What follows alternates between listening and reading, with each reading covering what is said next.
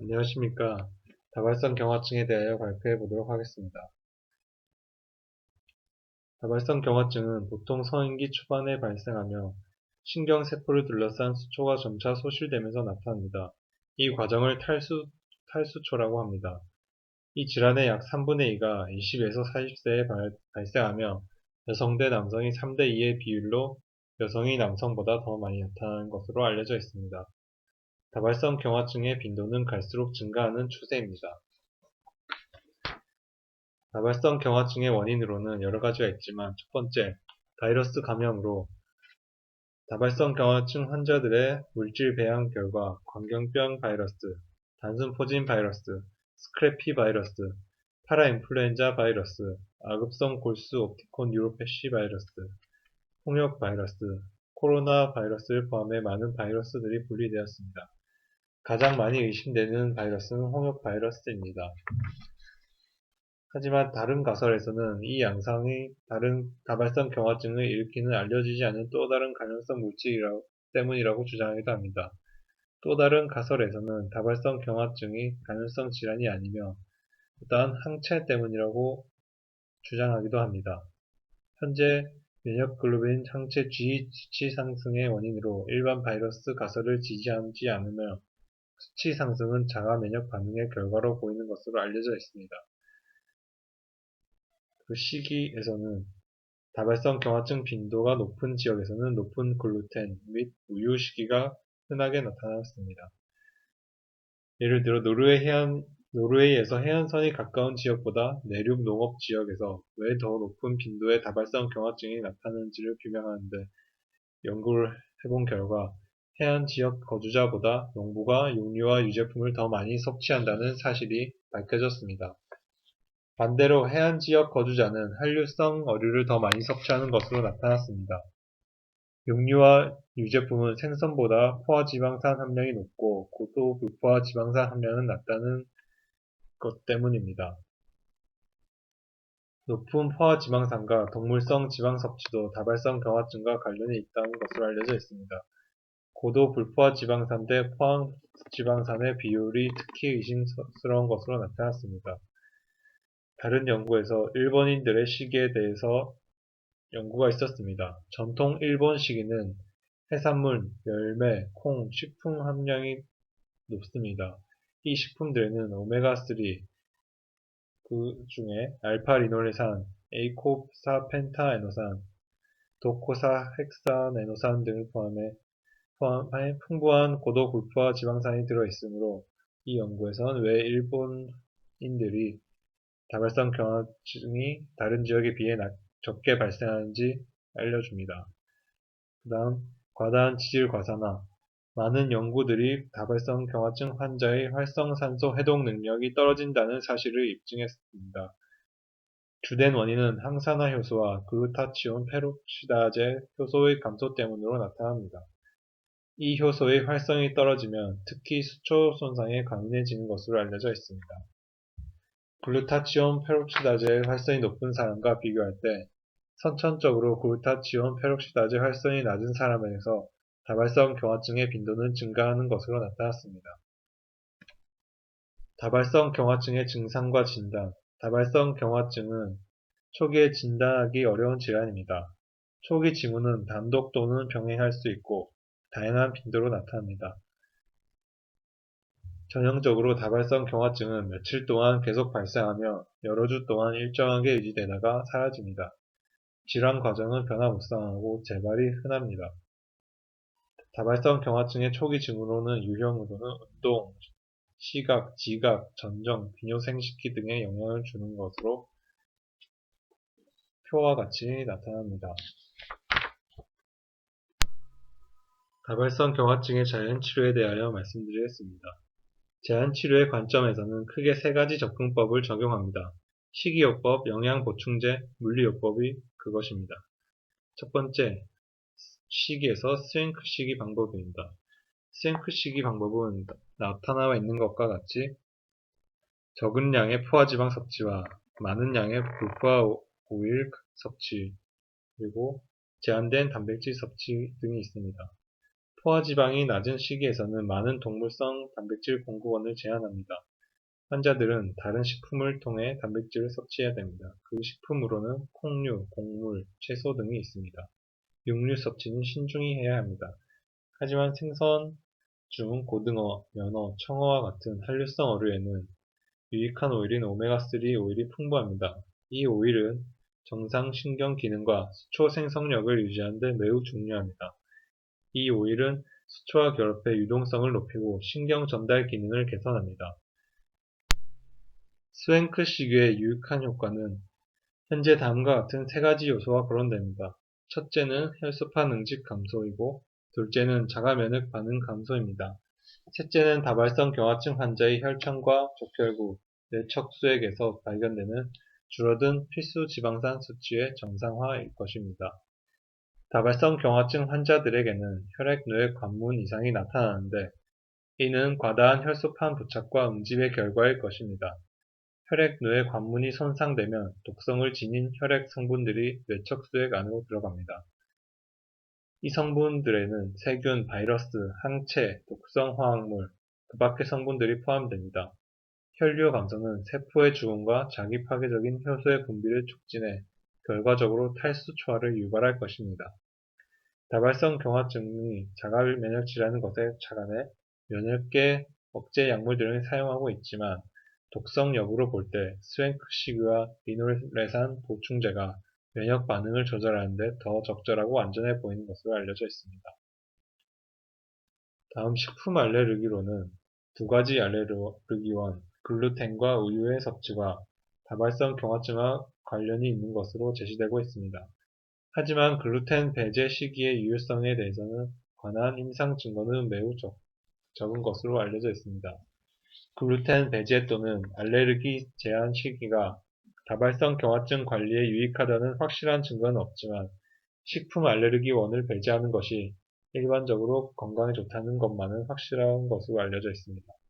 이러한 시기가 특정 환자에게는 유리하게 나타났다는 신뢰도 있습니다. 다음은 영양 보충제입니다. 리놀레산에 대하여 말씀드리겠습니다. 최소한 3건의 이중 맹검 시험에서 분석 결과 종합적으로 분석했을 때 리놀레산 보충제를 투여한 환자들에게서 대조금보다 더 가벼운 장애, 재발의 중증도와 기강 감소가 나타났습니다. 이 연구들에서는 1일 17.2g의 리놀렌산 보충제를 공급하는 해바라기 씨 오일 유화제를 사용했습니다. 식이포화 지방산을 제한하거나 더 많은 양의 리놀렌산을 사용하거나 최소한 1일 20g 또는 연구를 더 장기간 진행했다면 이중 맹검 연구에서는 더 나은 결과가 나왔을 것으로 예상됩니다. 다발성 경화증에서 나타나는 리놀렌산 보충제의 유효성은 면역계 억제에 기인합니다. 고도 불포화 유리지방산은 면역계에 중요한 영향을 미친다고 알려져 있습니다. 자가 면역 반응을 줄이기 위해서는 더 높은 용량을 사용할 수도 있습니다. 필수 지방산 보충제의 유익한 효과는 프로스타글란딘과 비장에서 분리되는 요소에 의해 매개된다고 그런 증거가 있습니다. 다발성 경화의 환자의 경우 아스피린, 이부프로펜, 인도메타신 같은 비스테로이드성 항염증 약물은 피해야 됩니다. 필수 지방산 보충제의 효과가 수초 및 신경세포막 조성의 교정과 관련이 있다면 완전한 치료 효과가 관찰되기까지는 최소 몇 년은 보충제를 복용해야 합니다. 불포화 지방산을 이용한 치료는 최소 2년은 계속해야 정상 반응을 회복하는 것으로 나타났습니다. 이는 아마도 수초 생성세포가 적혈구보다 훨씬 긴 반감기를 가지기 때문으로 나타납니다. 그 다음 아마인유, 달맞이꽃, 어유입니다. 아마인유에는 리놀레산과 알파리놀레산이 모두 들어있습니다. 아마인유와 그 밖의 오메가3 오일은 리놀렌산보다 혈소판에 더 큰 효과가 있는데 이는 정상적 수초 조성에 필요한 것으로 알려져 있습니다. 따라서 리놀렌산 대신 아마인유를 사용했다면 아마도 임상실험에서 더 좋은 결과가 나타났을 것입니다. 다음의 영양 보충도 셀레늄과 비타민 E입니다. 글루타치온 페록시다제의 구성 성분으로서 셀레늄의 역할에 대해서는 앞에서도 중요하게 얘기했습니다. 지질 과산화와 비타민 E 요구량을 늘리는 다가 불포화 지방의 섭취 증가 때문에라도 비타민 E 보충제는 반드시 권장됩니다. 그 다음 비타민 B12입니다. 다발성 경화증 환자에서 비타민 B12 결핍은 질환을 악화시키거나 진행성 탈수초의 다른 원인을 조장할 수 있습니다. 한 연구에서 연구자들은 다발성 경화증 환자의 혈청 비타민 B12 수치는 정상이지만 불포화 비타민 B12의 결합 능력은 상당히 떨어진다는 사실을 발견했습니다. 이 발견은 세포 내로 공급되는 비타민 B12의 운송 결함을 제시합니다. 중증 환자에게 1일 60mg의 비타민 B12, 메틸코발라민을 경구 투여하자 시각 및 뇌간, 청각 유발 전이가 30% 정도 개선되었습니다. 하지만 운동 능력은 개선되지 않았는데 이는 비타민 B12가 뇌의 구심성 경로에서는 유익하지만 뇌의 원심성 경로에서는 그렇지 않음을 보여줍니다. 강력한 면역 억제 약물인 사이클로포스파마이드 치료에서와 나타난 결과와 상응합니다. 하지만 고용량 비타민 B12로 인한 부작용은 나타나지 않았습니다. 이 연구에서 사용한 비타민 B12의 형태는 표준 시아노코발라민이 아닌 메틸코발라민이었습니다. 메틸코발라민은 비타민 B12의 최고 활성형으로 알려져 있습니다. 다음의 영양 보충제로 췌장효소입니다.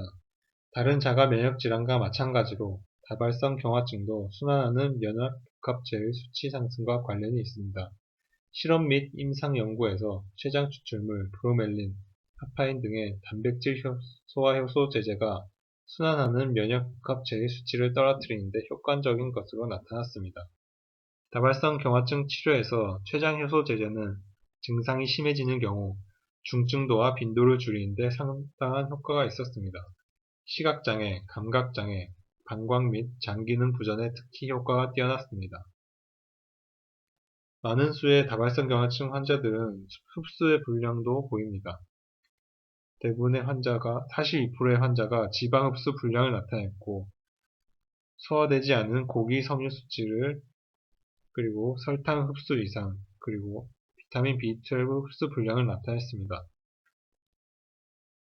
췌장 효소 제제는 순환 면역 복합체의 수치를 낮춰줄 뿐만 아니라 흡수를 개선해 주는데도 유익한 것으로 나타났습니다. 다음 기타 방법입니다. 첫 번째로 자연 알파 인터페론이 있습니다. 합성 베타 인터페론은 다발성 경화증의 적절한 의학 치료제입니다. 하지만 백혈구에서는 자연 알파 인터페론이 더 유익한 것으로 나타났습니다. 자연 알파 인터페론을 첫 주사 후 2년간 관찰하였는데 주사 후 첫 해에 80%의 환자가 개선 또는 안정되었고 2년 안에 76%의 환자가 개선 또는 안정되었습니다. 더 장기간 더 높은 용량에서는 더 좋은 결과가 나타났습니다. 하지만 아직 더 많은 환자 모집단 연구가 필요한 실정입니다. 그 다음 은행잎 추출물입니다. 항산화제로서 이미 탁월한 효과가 입증된 은행잎 추출물은 다발성 경화증의 치료에도 도움이 될 것으로 예상돼 보이지만 아직 임상의 결과가 충분하지 않은 것으로 나타났습니다. 그 다음 고압산소요법입니다. 고압산소요법은 정상 공기압보다 압력이 높은 산소 탱크에 환자를 눕혀 치료하는 방법입니다. 초기 보고에는 고압산소요법이 전망이 밝게 나타났지만 현재에는 고압산소요법에 대한 연구가 더 필요한 것으로 나타났습니다. 다음으로 경구항원요법입니다. 가장 흥미롭고 새로운 다발성 경화증 요법은 경구항원요법이지만 연구자들의 충분한 연구가 아직 더 필요한 것으로 알려져 있습니다. 다음으로 물리요법과 운동입니다. 다발성 경화증 환자들은 가능하면 가능한 한 과로와 피로는 최대한 피해야 하며 정상적이고 활동적인 생활을 하라고 권해집니다. 운동은 체력을 강화하고 다발성 경화증 환자의 삶의 질도 긍정적으로 개선하기 때문에 운동은 신체적, 정신적으로 유익한 것으로 알려져 있습니다. 운동 그룹은 신체 기능, 사회적 상호작용, 정서적 행동, 가정관리, 총 질병 영향 양상 점수와 레크레이션 등 모든 면에서 개선되었습니다. 강직 또는 사지가 심하게 약화된 경우에는 안정과 순환을 위해 보조 운동과 마사지 방법을 권하기도 합니다. 이상으로 발표를 마치겠습니다. 감사합니다.